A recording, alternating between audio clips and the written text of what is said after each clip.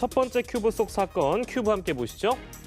네, 첫 번째 키워드는 언제라는 키워드입니다. 검찰이 조국 전 법무부 장관을 뇌물수수 등의 혐의로 2019년의 마지막 날인 오늘 재판에 넘겼습니다. 검찰이 지난 8월 말 압수수색을 시작하면서 수사에 착수한 지 정확하게 126일 만인데요. 이에 따라서 조 전 장관과 일가의 비리 혐의 수사는 사실상 마무리됐습니다.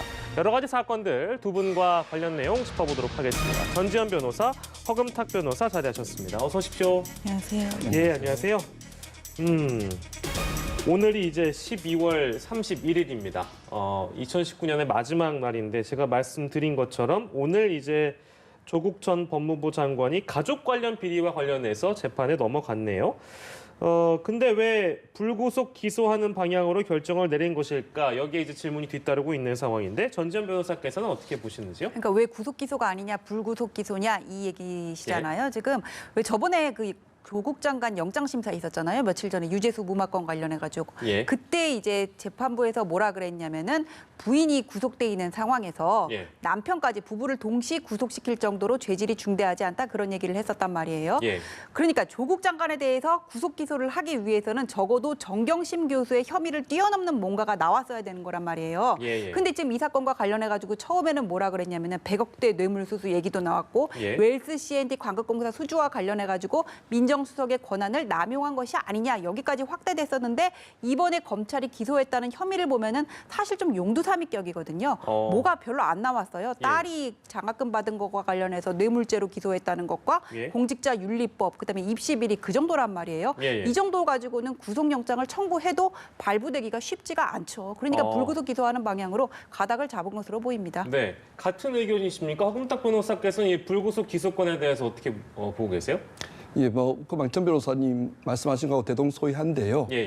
정경심 교수의 제명이 있으면은 그 제명보다 대부분이 좀 적은 것 같아요. 그러니까 조국 교수의 어떤 11개의 제명들이 그 안에 포함되는 개념들이거나 크게 벗어나지 않는 것들이어서 우리 지금까지 꼭 그 조국 전 장관의 사건뿐만 아니라 다른 사건에 있어서도 아주 특별한 사유가 아니면 부부를 함께 구속시키는 경우는 좀 사법부에서 지양해 왔던 것이 사실입니다. 예, 그렇군요. 불구속 기소된 이유에 대해서, 배경에 대해서 두 분의 의견을 좀 여쭤봤고요. 적용된 혐의가 11개 혐의 정도가 되고 있습니다. 특히 이제 그중에서 가장 크게 보고 있는 것이 뇌물수수와 청탁금지법 위반 혐의 이런 것들을 적용해서 재판에 넘긴 상황인데 어떤 것이 뇌물인지 저희가 좀 들여다보면 좋을 것 같습니다. 정리해 주신다면요. 저기서 이제 뇌물 혐의가 적용된 거는 조민 씨, 그러니까 딸이 부산의료원에 다니면서 장학금을 받은 거예요. 근데 그 장학금이 2016년부터 해가지고 총 1,200만 원인데 검찰은 이제 그 중에서 조국 장관이 민정수석에 취임했던 이후의 것만 떼가지고는 600만 원 뇌물 받은 걸로 하고 그다음에 그 대가성과 관련해서는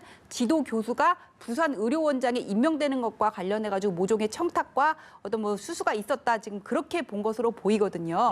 그런데 지금 이게 문제는 뭐냐면은 이 친구가 장학금을 수령한 거는 2016년부터 계속 이어졌어요.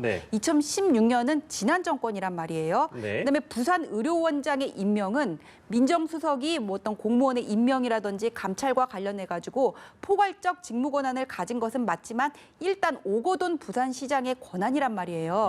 그래서 지속되어 온 장학금 수수를 따로 떼가지고는 그것도 지방자치단체장이 권한을 갖는 부산의료원장 취임과 관련해가지고는 조국 장관이 입김을 넣었다는 것을 과연 인정할 수 있을지 이것과 관련해서는 저는 법리적으로 다툼이 있을 것으로 보입니다. 확신 못하겠어요. 뇌물이 되는지. 근데 이제 당연히 뇌물을 만약에 받았다면 뇌물을 준 쪽도 우리가 보통 다 재판에 같이 넘기잖아요. 예, 그렇습니다. 그렇다면 지금 이 장학금 600만 원의 성격이 뇌물이라고 규정했다면 줬다는 사람도 함께 기소가 된 겁니까? 그러니까 기소됐다는 내용은 나오고 있지 않고요.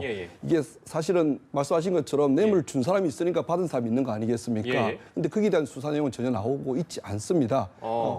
그래서 검찰도 이 부분에 대해서는 조금 뭔가 석연치 않은 부분들이 있는 것 같고요. 조금 더 그만큼 전 변호사님 말씀하신 거에 대해서 조금만 더 보충을 하자면 1,200만 원 중에서 굳이 특정 시점의 이후부터는 그러니까 그 민정수석이 된 시점 이후부터만 하고 있거든요. 그럼 문제는 그 뇌물을 줬다고 하는 한준 교수가 그 이전에 즉 처음 줄 때부터 이것을 뇌물로 인식하고 좁다는 것까지 어느 정도 되어 있어야 예. 사실은 그 이후도 공소유지가 가능할 것 같은데 이 부분은 과거부터 즉 조 전 장관이 특별한 지위에 있지 않았을 때부터 이 돈을 줬단 말이죠. 그래서 아마 공소유지를 하는 데 있어서 뇌물 부분은 상당히 어려움이 있을 것으로 그렇게 보여집니다. 네, 그렇고요. 자, 그리고 차명 주식 투자와 관련한 부분은 정경심 동양대 교수와 함께 이제 엮여 있는 부분인데 이 부분은 공직자윤리법을 어기고 재산을 허위로 신고했다.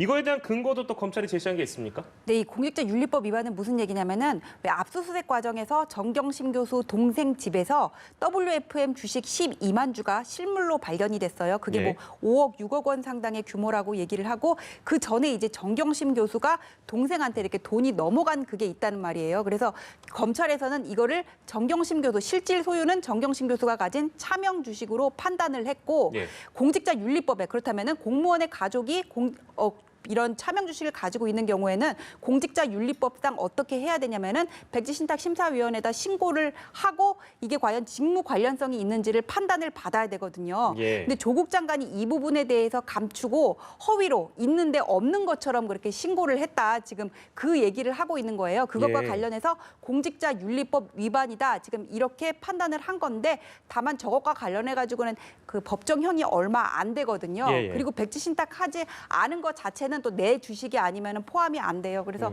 공직자윤리법이 저기 들어간 거는 맞는데 예. 전체 양형에 있어서 큰 영향을 미칠 것으로 보지는 않습니다. 예. 혐의를 놓고 이제 법정에 가서 다퉈야 되는 부분들, 물론 이제 조 전 장관 측의 반응 또 입장도 저희가 뒤에 이제 다룰 텐데 법원의 시간이 왔다라는 입장을 발표한 바 있습니다. 그 내용은 저희가 뒤에 좀 다루도록 하고요. 아까 저희가 김동욱 기자, 저희 취재 기자 연결해서 알아본 내용이긴 한데 조 전 장관의 딸과 아들은 공범으로 적시가 돼 있긴 합니다만 기소는 하지 않았습니다. 이 판단 배경은 또 뭐라고 또 보시는지요, 금탁 변호사님? 공소 사실은 공범으로 나와 있다는 것인데요. 예. 지금 아직까지 기소를 하지 않았다는 것인지 아니면 불기소 처분했다는 것인지가 명확하지 않습니다. 그런데 지금까지 나와 있는 어떤 언론들의 내용들을 살펴보면 네. 아직까지 기소를 안 했다는 의미이지 전국적으로 이 사람들 기소하지 않겠다고 하는 불기소 처분을 했다는 것은 아닌 것으로 보여집니다. 그래서 해가 또 바뀌어서 추가로 기소할 여지도 충분히 있어 보입니다. 예, 시간이 좀 지나면 결과가 달라질 수도 있다는 말씀이시니까 아까도 저희가 정리해 드릴 때 그렇게 또 마찬가지로 정리를 했습니다. 조국 전 장관 측의 변호인이 오늘 입장문을 발표했는데요. 이 내용을 저희가 좀 다뤄보도록 할까요? 정치적 의도가 깔려 있다. 검찰의 기소에는 정치적 의도가 깔려 있고 온 가족을 대상으로 대대적인 수사를 벌이고도 초라한 결과를 내놨다. 이런 입장을 발표했습니다. 그러니까 한마디로 검찰은 억지로 기소했다, 억지 기소다 이런 주장이가 될 수 있을 텐데요. 이 내용은 또 어떻게 보셨습니까? 그러니까 정치적인 수사라는 말은 처음부터 계속 이렇게 여권에서 공격을 해왔다는 건데 어떤 그 시기라든지 표적 수사 그런 부분을 문제 삼은 것으로 보이거든요. 근데 이게 과연 조국 장관을 제거하기 위한 어떤 검찰 개혁에 반발하기 위한 정치적인 수사였는지 여부는 그런 어떤 진영 논리에 따라서 달라지지 증거는 없어요.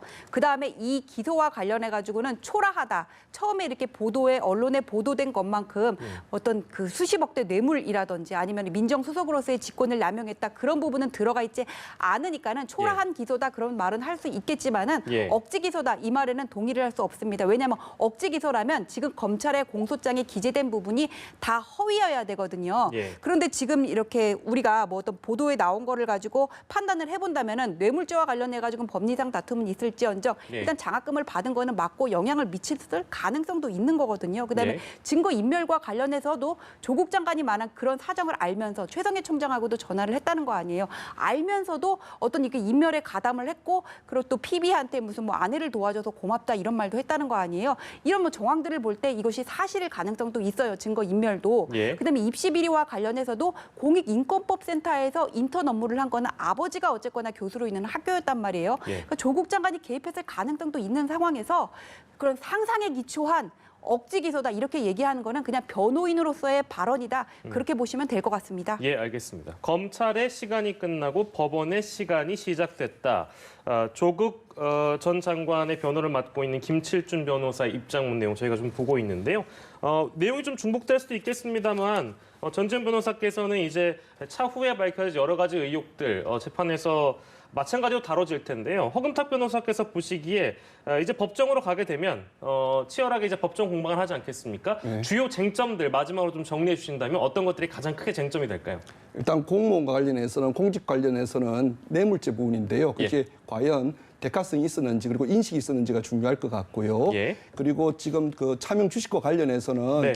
역시 인식이 있었는지 그리고 이렇게 문제가 되는데 다만 이제 이와 관련해서 조국 교수가 당시에 민정수석일 때 예. 청와대 근처에서 ATM기를 이용해서 그 돈을 한 5천여만 원을 송금을 했고 네. 그 돈이 제법 큰 돈이지 않습니까? 5천만 원이면 예. 그 돈이 이제 아마 주식에 구입에 매입에 사용이 된 것으로 보여져서 예. 이 부분을 해명하는데 굉장히 많은 힘을 들여야 될 것 같습니다. 예, 알겠습니다. 법정 공방이 예고되고 있는 조국 전 장관의 기소 내용들 저희가 좀 들여다봤고요. 첫 번째 사건이었습니다.